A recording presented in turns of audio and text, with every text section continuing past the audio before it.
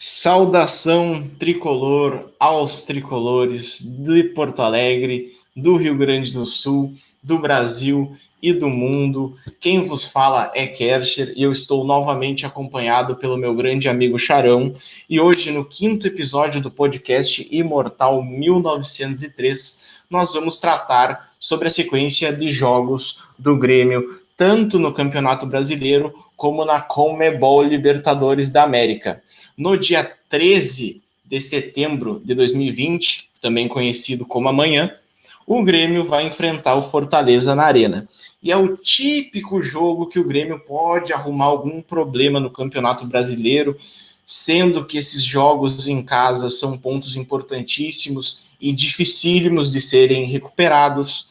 Não temos até o momento a informação da escalação do Grêmio, mas pelo histórico de Renato Portaluppi, pela maneira que ele pensa, pelo que conhecemos do trabalho dele, o Grêmio deve poupar contra o Fortaleza, né? Não sabemos se vai ser um time misto, se vai ser um time totalmente reserva, até porque o Grêmio vai encarar uma viagem longa até o Chile para enfrentar a Católica, mas nós não podemos deixar de lado esse jogo contra o Fortaleza pela 10ª rodada do Campeonato Brasileiro. O Grêmio, que tem desfalques, como o Matheus Henrique, como o Kahneman, que está lesionado, vai enfrentar o Fortaleza na Arena em um confronto direto na tabela, já que o Fortaleza é o 8º colocado com 11 pontos e o Grêmio é o 11º colocado também com 11 pontos, sendo que o Grêmio tem um jogo atrasado contra o Goiás, então seria de suma importância que o Grêmio consiga essa vitória contra o Fortaleza na Arena, Charão. Sem dúvidas, Kercher, é importante que o Grêmio vença amanhã a equipe do Fortaleza, até porque nós temos um jogo a menos, que é o enfrentamento contra a equipe do Goiás, também na Arena. Então, o Grêmio vencendo amanhã, o Grêmio consegue dar uma subida na tabela, e tendo em vista que temos um jogo a menos, pode ser que o Grêmio consiga ali na frente subir mais um pouco e começar a crescer na competição. E após o jogo contra o Fortaleza, Kercher, nós temos a volta da Copa Libertadores da América.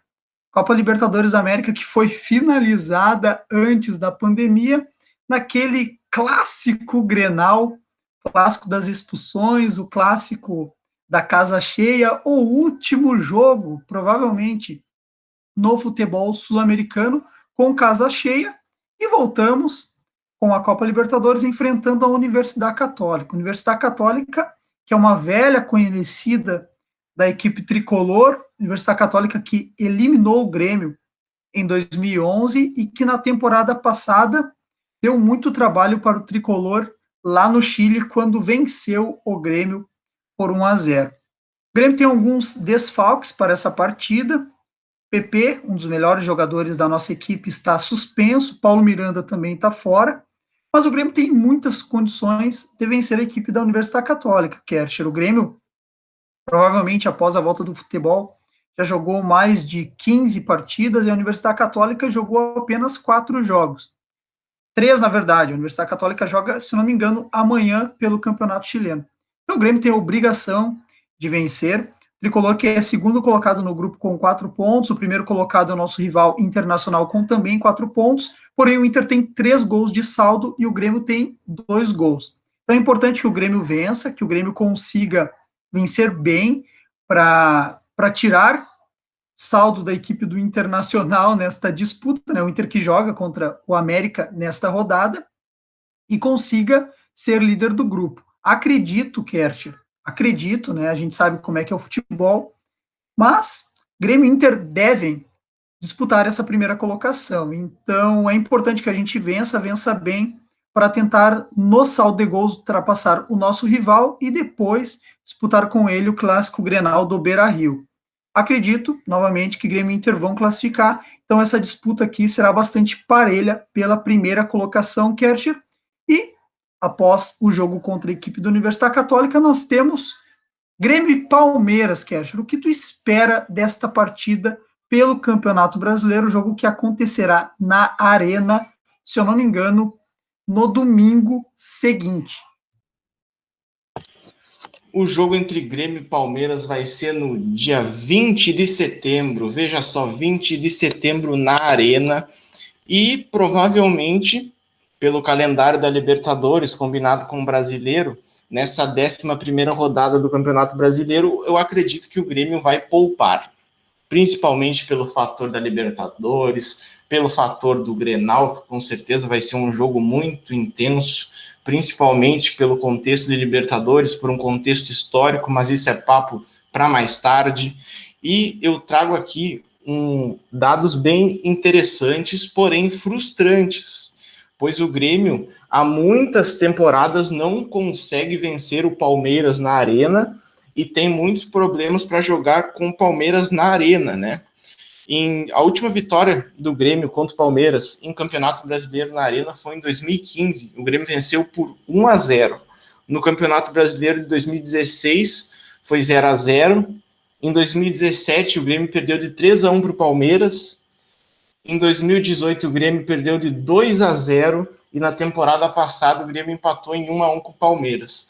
Portanto, sendo um jogo complexo, combinado com essa questão do calendário do Grêmio, por isso que eu acho tão importante que o Grêmio jogue com um time minimamente competitivo, para garantir 3 pontos em casa contra o Fortaleza, porque contra o Palmeiras com certeza vai ser um jogo complicado. E devido às circunstâncias do Campeonato Brasileiro, o Grêmio está precisando pontuar. Não é uma situação calamitosa, mas 3 pontos em casa no Campeonato Brasileiro são sempre muito importantes e muito bem-vindos. Mas temos que lembrar que temos a Libertadores, nós temos problemas físicos, temos desfalques, portanto não vai ser tão simples assim para arrancar 3 pontos do Palmeiras na Arena, ainda mais com esse histórico, Charão.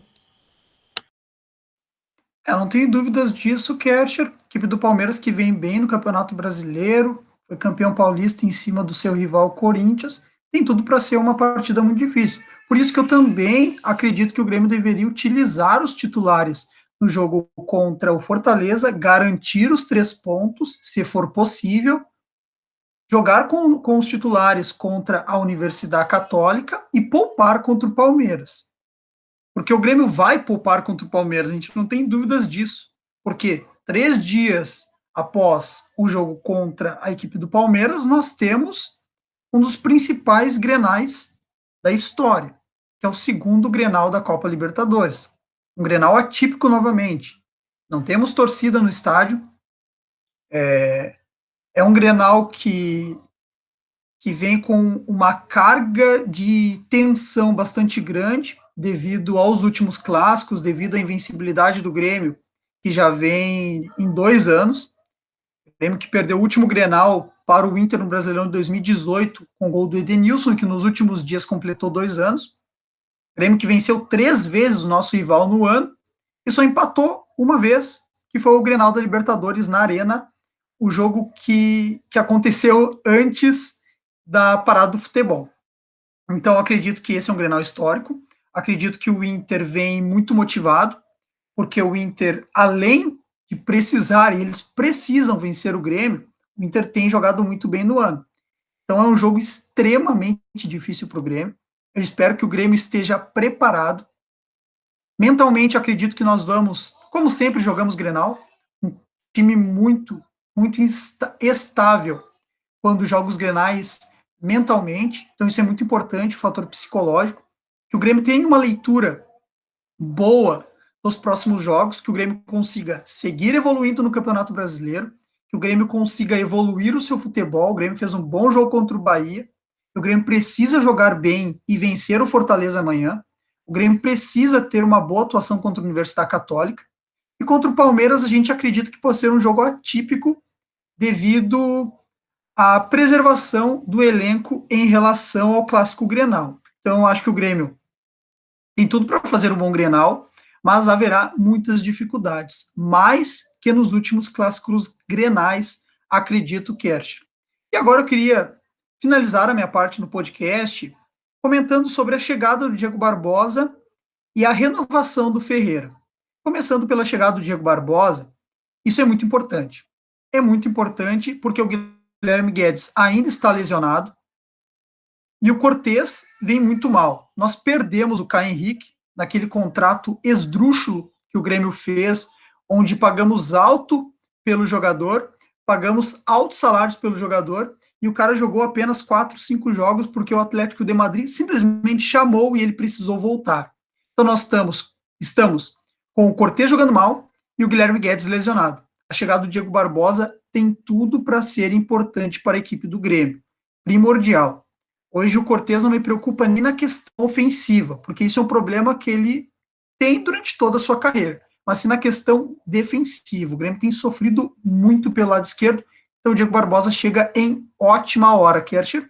E a renovação do Ferreira, graças a Deus, terminou tudo como a gente esperava, que era uma renovação. É um jogador que surgiu muito bem, terminou muito bem o ano de 2019 e começou muito bem o ano de 2020, mas por essas questões de empresário, direção, jogador, enfim, não cabe a nós, torcedores, opinarmos, porque todo mundo sabe que a verdade dificilmente aparece. A gente parecia que ia perder esse jogador por causa de todas essas questões, mas felizmente conseguimos renovar com ele. Será um ótimo acréscimo. Nós temos o PP lesionado, que é o nosso craque, que não está podendo jogar.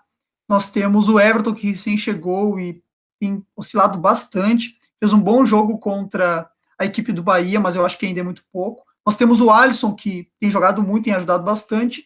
E temos o Luiz Fernando, que chegou agora há pouco e fez um outro jogo, até entrou muito bem contra o Bahia. Então o Ferreira ele chega para suprir, mais um jogador, né, que chega para suprir a saída do Everton Cebolinha, e a gente espera que ele consiga desempenhar um bom futebol. Acredito, então, que Diego Barbosa e Ferreira podem muito bem agregar ao elenco do Grêmio. Kercher, vou finalizando minha parte por aqui. A gente espera que o Grêmio consiga vencer o Fortaleza amanhã, que o Grêmio consiga ter uma sequência boa no campeonato e que a gente consiga, a partir de agora, ter boas perspectivas. Ainda tem receio em relação à Libertadores, ainda tem receio em relação ao Campeonato Brasileiro, mas a gente é torcedor, a gente sempre torce e, querendo ou não, a gente confia e muito no maior ídolo da nossa história. Novamente, que o Renato tenha autocrítica e que siga evoluindo o Grêmio a partir do jogo contra o Bahia. Foi uma boa atuação, uma boa vitória,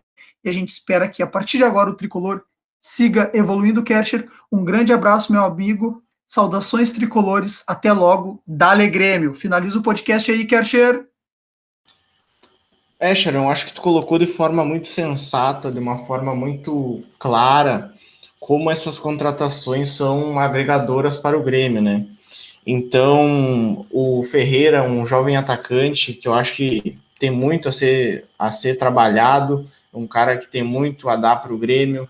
Então, agora, com o contrato tudo certo, ele vai ter a cabeça no lugar para evoluir, para trabalhar, para ajudar a equipe.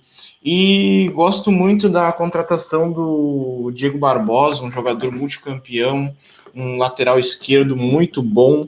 Nós estávamos precisando de um lateral esquerdo, não por conta de Guilherme Guedes, mas muito já falei sobre a deficiência técnica do Cortez. Então, eu acredito que com essa contratação, Bruno Cortez vai acabar caindo no esquecimento, né, por termos Guilherme Guedes e Diogo Barbosa, e eu acho que isso se encontra dentro do senso de justiça pelo futebol que o Bruno Cortez vem apresentando, que sejam grandes jogadores, que façam um grande papel e que honrem o manto sagrado tricolor. Um forte abraço a todos e um agradecimento muito especial a todos que escutaram até o final. Um forte abraço e dale Grêmio.